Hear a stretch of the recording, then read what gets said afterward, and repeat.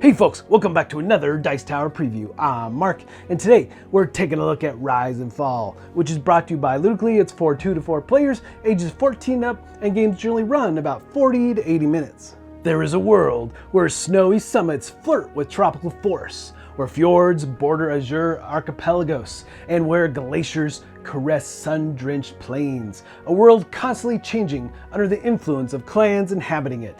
As the leader of one of these clans, use the skills of your citizens to control and exploit the rich lands of Rise and Fall. Seize the most lucrative trading opportunities for your civilization and lead it to eternal prosperity. Rise and Fall is a full control strategic game. Each player controls a civilization trying to expand and progress in a fantasy world.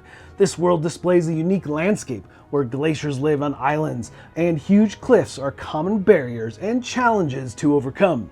In this gorgeous land, each player starts with a small tribe, including a city, a nomad, and a ship.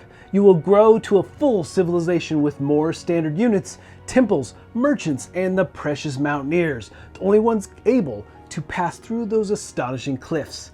Rise and Fall is a very immersive and addictive game, easy to understand with no luck or randomness involved. The initial creation of this world by itself is a real pleasure, and each game brings a different map to the table.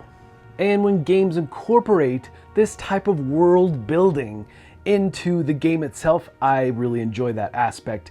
This map that you create is going to be different every single time. You're going to take turns laying out the tiles and stacking them. So you're going to start with the seas, then you have the plains, and then you have the forests, the mountains, and glaciers finally. And there will be cliffs that come into play based on how you stack things and so forth through the course of the game. And it just turns into this beautiful map, and they did such a good job with this aspect, just getting you into the game and setting it up as part of the game. I really like that aspect. So if it's not already clear, this game is simply beautiful. The wooden pieces, even in prototype form, fantastic in how you build out this world. Now you're going to be occupying different areas. You're trying to get the most victory points in the end, and there are a multitude of ways to do that. But it is an area controlled to some degree. You try to get the maximum points for controlling a certain area of the map. So to start off though, you're going to have cities, you're going to have nomads, and you're going to have ships. Now you have 3 other units that you'll get to incorporate through the course of the game. You've got temples, you've got merchants going after that coin, and the mountaineer, which is going to be able to traverse all the different cliffs. Now there are some resources as well. You've got stone and wood, and I'm using components from some of my different sets of games, but these are going to be different from what you see in this video. Again, remember this is just a prototype, and of course you have the coin. Coins are also going to be worth victory points at the end of the game. So when they say this game is easy to learn, they're not kidding. It really is easy to learn, and I'll show you the cards that relate to the different units. There is a lot of strategy in how you use these units at the right time through the course of the game to get you the maximum points that you're going to need to win.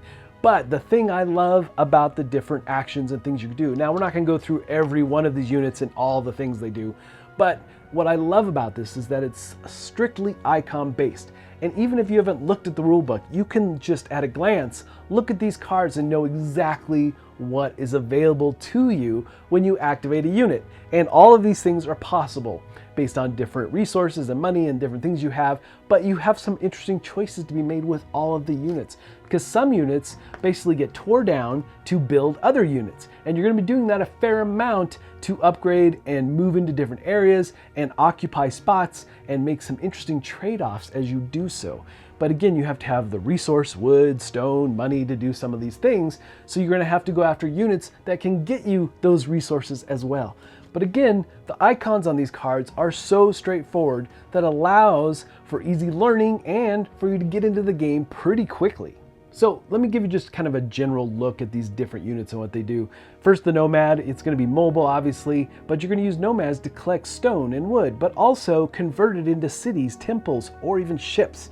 And then we have the mountaineer. Mountaineer will also be good at collecting resources like wood and stone, but it can do it in all kinds of spaces because it's the mountaineer. But it can move even further. And then obviously you can always turn a mountaineer back into a city if you have the right resources. Now, you also have the merchant. Merchant is really all about getting gold or coin for you. And there's multiple ways to do it, and you can collect from different cities, not just your own, because the merchant's going to visit all kinds of different places. So coins is the key doing trading with the merchant, right? So, and then you have ships. Ships are great again for building. You move them to a place and you can build from the ship as long as you have the additional resources to do so. And ships can move really far through their water areas. And then you have the cities, and cities, obviously, you're going to be doing a lot here. You're going to be able to collect coin, but you're also going to be able to create units like the nomads or the mountaineers or the merchants. So again, cities are crucial. All of these different types of units are crucial, I would say, obviously, but using them at the right time is the key.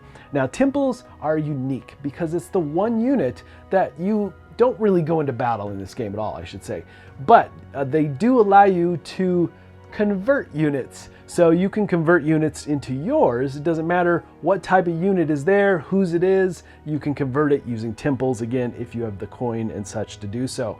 So again, these cards and these different units are very straightforward in how they use them and what you're going to be doing through the course of the game. Again, you're trying to control areas. And of course, there's going to be restrictions on some of your units based on where they are in the map, either be it in a location that's next to you, or you got to be mindful of the cliffs, things like that. But the cards are very clear about what you're able to do. Now, the gameplay is also very straightforward. You're going to take one of your civilization cards and you're going to choose one to play.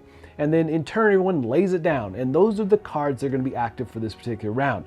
All the actions on the card are available to you. So if you have multiple of that unit on the board, you can choose to mix and match those different actions however you see fit. And then it'll go around the table until all the players have done so. Now, one of the things to keep in mind is that at the bottom of your civilization cards is a number value. You're going to get points if you have those units on the field, or in the world, I should say, and it'll show their point value. But once you lay down your very last unit, well then, if you're the first one to do so, you're going to collect a trophy, which then will send things into a decline phase.